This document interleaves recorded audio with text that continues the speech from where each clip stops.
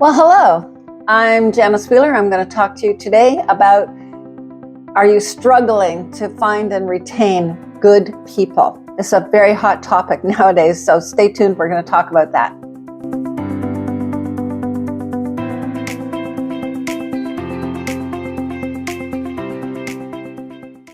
All right, hi. So, how to stop struggling to find and retain good people? Let's make it positive. This is what we want to talk about today. The first part of it, obviously, is hiring good people. Well, what is good people? Before the pandemic, it seemed to be a lot easier and a lot more people available. Since then, we've got people retiring, quitting, not wanting to work too many hours, not wanting to work too many days. I want this, I want that, and so on. And so we've got like a bit of a huge change in the hiring process. So there are some tools that we have to look at in order to help you with this, because there's a lot of people out there, and trust me, our clients find very good people and have really good teams put together with our help. And so there are some tools to be known. And the first thing I think that is very, very important is realizing there's no such thing as a perfect staff member. There just isn't.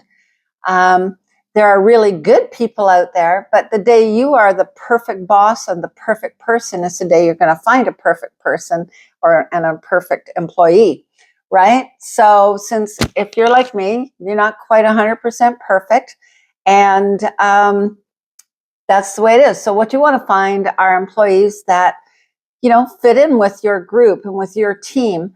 Now, one thing I have often said is, sometimes we as people have a downside. We're not really perfect at handling this or speaking to somebody in a certain way.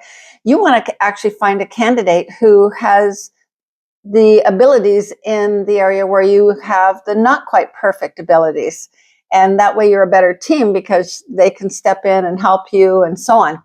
That's just an aside. It's not the most important thing to think about. But we want to look at what qualities are you looking for in a staff member. That's the first thing before you start advertising, interviewing, any of those things. The first thing you want to do is make your wish list. Like, what kind of person are you looking for? Are you looking for somebody who's really outgoing? Are you looking for somebody who's a little more quiet and, efficiently quiet, that kind of thing? Are you looking for somebody who's young and vivacious and somebody with a great sense of humor, somebody who listens equally to talking in the interview? That's a very good sign, because you want to have that especially at your front desk. This person, the front desk person, is your number one person that has to charm people who are phoning in and thinking of coming to your practice. So that's where you want your really super people person. And not that you don't want everybody else to be like that too, because you want a whole team of them.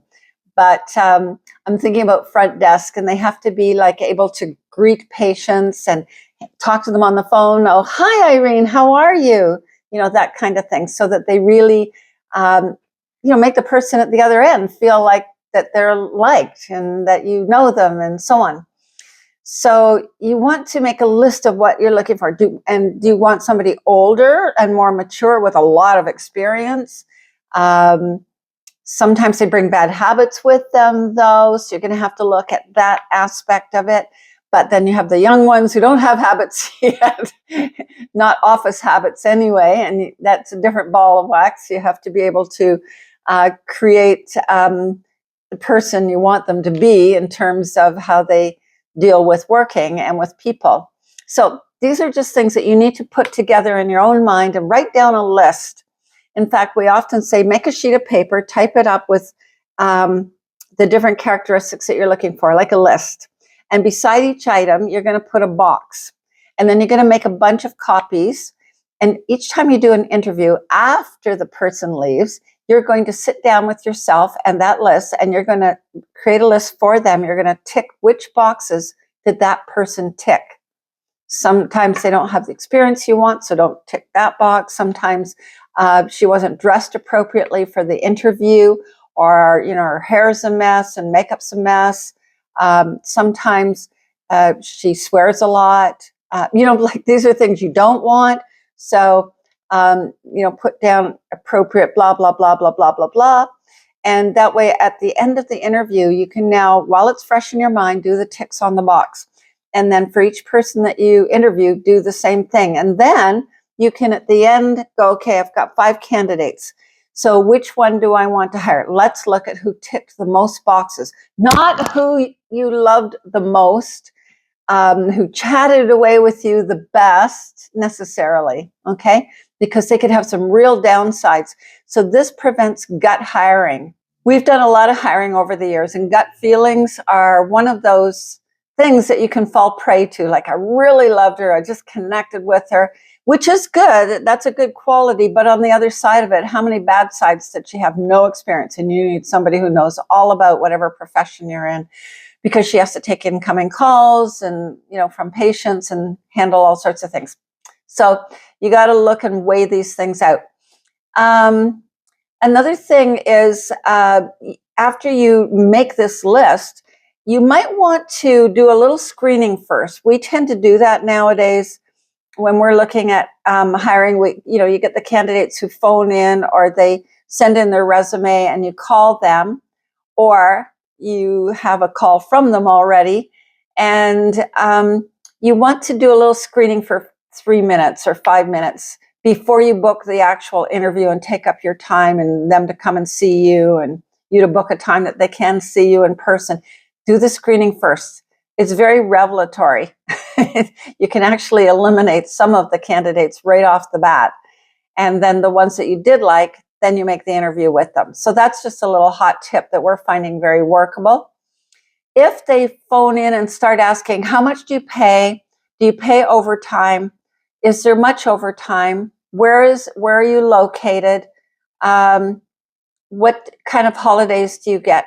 That kind of question as the first thing, as opposed to, hi, like, what kind of job? Tell me about the job, that kind of thing. Run the other way, because that's not the kind of person you want to hire. That's just all about the money and where you're located. You're looking for a completely different kind of person. So, I'm going to help you with the next thing, which is, now that you know what you're looking for, you need to make an ad. Okay, and it needs to be what we call an attention-grabbing ad, not just, dental assistant, chiropractic, receptionist, whatever profession you are, needed for practice, Monday to Friday, 9 to 5, Bayview and Bloor Avenue, and here's the phone number. If you put that in an ad, you're going to get people just skipping it. It's not interesting. It didn't grab anybody's attention. On Indeed, there are some very well-written ads, and we have written a few for our clients that I'm going to just go through with you in a second. You want something that grabs the person's attention. They're going through these ads, and all of a sudden this one jumps out at them and they're interested. Now, the reason that works is that's the kind of person you're looking for. The average person might be very, that's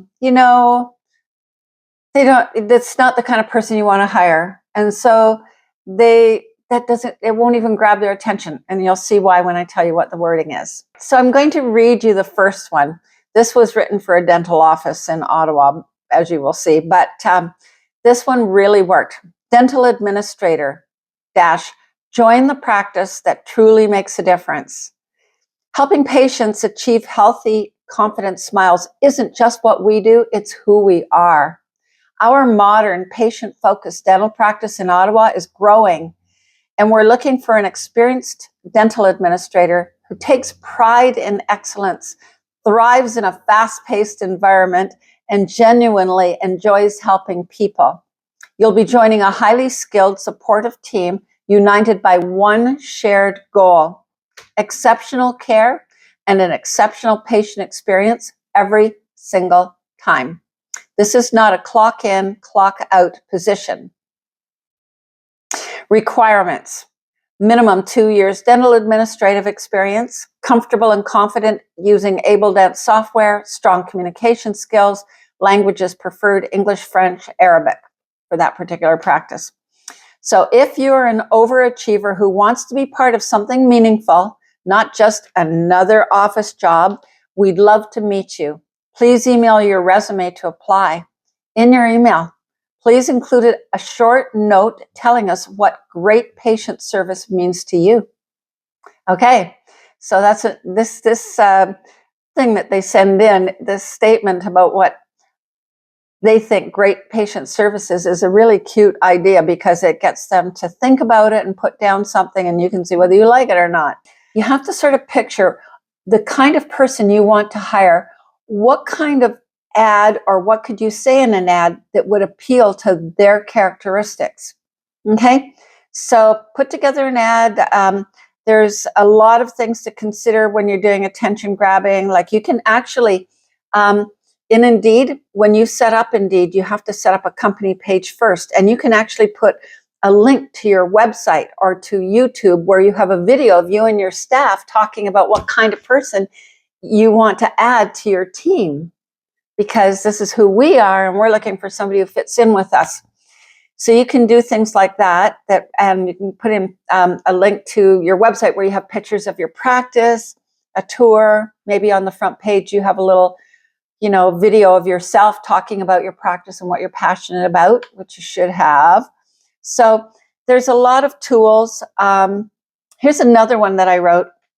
And this is about a place in Manitoba called Brandon, which I used to live near there when I was a younger person. And a client there said, "Oh, nobody wants to move to Brandon to get a job." And I went, "Oh, come on." So I wrote one. "Are you kidding? You want a safe, fun place to raise your kids with great schools, low crime rate, heavy into sports? Look no further. We're in Brandon, Manitoba, which is close to several beautiful swimming lakes and near a major national park where you can hike, camp, and so on. It's called Riding Mountain National Park. I love it. Loads of amenities and services in our city and close to Winnipeg for day trips." It's about like an hour and a half to 2 hours. So you can go in for the day. A great place for families to grow and thrive, and then you can put the rest of your details in. So having something like that is really important. And I think the last thing that I want to emphasize is the number of places you put it. Yes, Indeed is great. And I think they send it out to a certain number of people, but you can do a paid Google ad. You can advertise paid or a reel or an Instagram and all sorts of things on Facebook. And, there's like lots of opportunities. There's local job banks. These are all free things pretty much, except for the Google ads. And maybe if you want to do a Facebook ad, but that's pretty cheap. So, look around and find all the possible places that you could advertise. So don't just sit there and just go Indeed. Okay? When you are concertedly looking for somebody, you need to reach out wide across Canada. Okay? So those are some hot tips on how to find. And you know what? I'm going to do a part 2 because this was a bit long. So I'm going to do another one. It's going to called How to Retain. Find and retain good people. All right. So that was the find section today. Thank you for sticking with me. Be sure and follow us and give us a like and subscribe to our channel, and watch out for part 2.